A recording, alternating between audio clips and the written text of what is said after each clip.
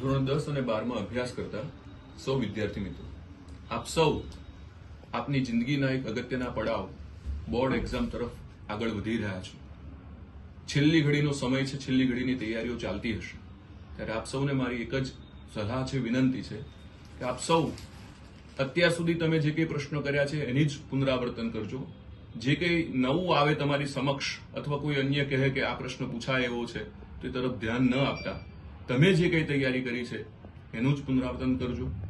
તમારી મહેનત ઉપર વિશ્વાસ રાખજો અને આ સમયે વિશ્વાસ સાથે પરીક્ષા આપવા જજો.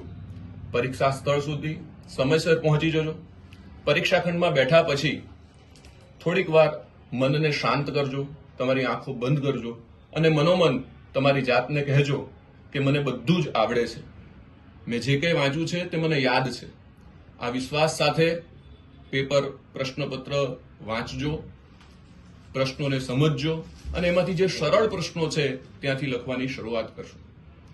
આપ સૌને તમારા ઉજ્જવળ ભવિષ્યની શુભકામનાઓ સાથે ભગવાન સ્વામિનારાયણને આપણે પ્રાર્થના કરીએ કે આપ સૌ પરીક્ષામાં ખૂબ સફળ થાઓ. અસ્તુ. જય હિન્દ.